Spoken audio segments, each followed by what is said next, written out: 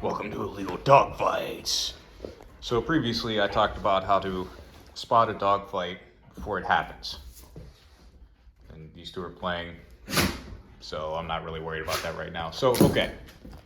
We're gonna go ahead and pretend that something happened. You were not able to get to the dog before they start actually fighting. Now pick whatever scenario in your head that you come across. You know, you could easily come across it again. Jack, I'm trying to use you as my example, buddy. Okay, so the first thing, now I'm confident enough in my grip strength and the training of my dogs that I can just grab the back of Jack's neck here and pull him off. You see how I can get a pretty good handle on this. It doesn't hurt him. They got all this loose skin around their neck for a reason. Juliet, she's my fat girl, but even still, her skin is tight enough or loose enough that I can get a pretty good hand in there and just kind of, I'm not going to do it to her now because it's not comfortable, but I could kind of just pull her back. Now, I'm confident in my grip strength as well as my shoulder strength that I can do that.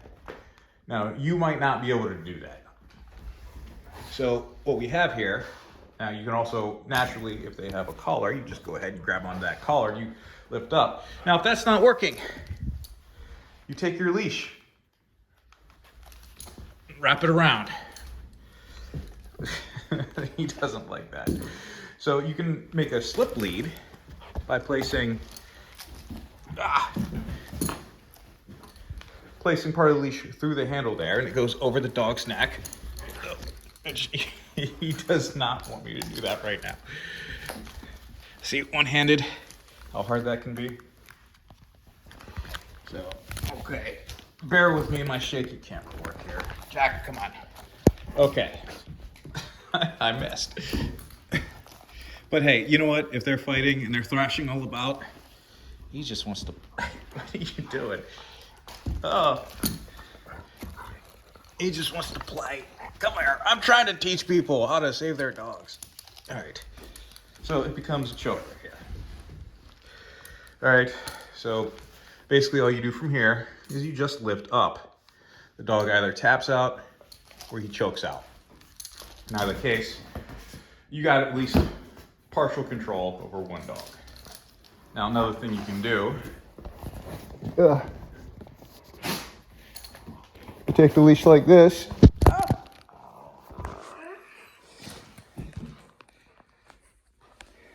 Oh my God, you're just gonna have my fingers in there.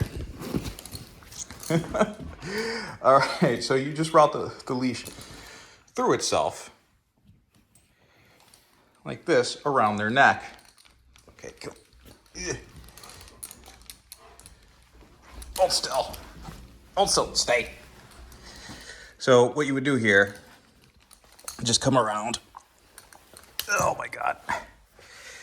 You know, this is not going down the way I had I pictured it in my head. I thought they would be a little more compliant. But then again, I've given no commands. All right, so this has been a fiasco. So another thing I want to touch on is if you're walking your dog, and I was a dog walker in my youth for several years, so I walked hundreds of dogs, if not thousands. And one thing that has been a reoccurring theme is that if you're out there caring for your dog, always carry a knife. Just a simple little pocket knife. It doesn't need to be this tactical stuff. I'm also into the preparedness culture, so I also carry a gun on me. But as far as walking your dog, just a regular knife that you can open one-handed. The reason being is I've come across so many different instances where, you know, the dog was caught up in everything from curtains to their own leash wrapped around stuff. There was a client I had that, for whatever reason, decided to leave a leash, like a full extendo leash, like clipped to their dog. Like, I can't imagine why they thought that was going to be a good idea. But by the time I got to the dog, I just walk in the house, the dog is choking itself to death. So I cut away the leash. I also came across a dog caught up in the blinds, choking to death. I cut the blinds. If I hadn't had a knife on me, the dog would have, probably died. And very recently, I had a dog at the local dog park. He was just playing with another dog, a smaller dog. It wasn't my dog, but one of those little harnesses that, you know, go over the dog had a little clip for it. And on the little dog, there's a little loop that the bigger dog had his jaw got caught on.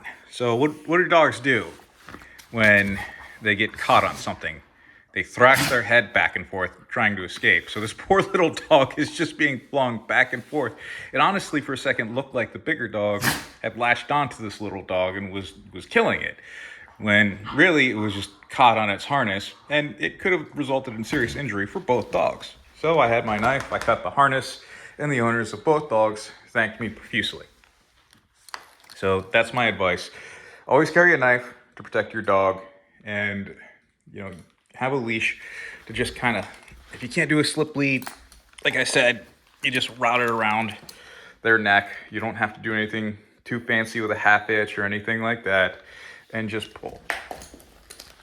And see, he doesn't like that, and I can pull him back. All right. I hope you like that. If that wasn't clear, I can expand on that, and maybe next time I'll give a better demonstration. Like and subscribe for more brutal illegal dog fights.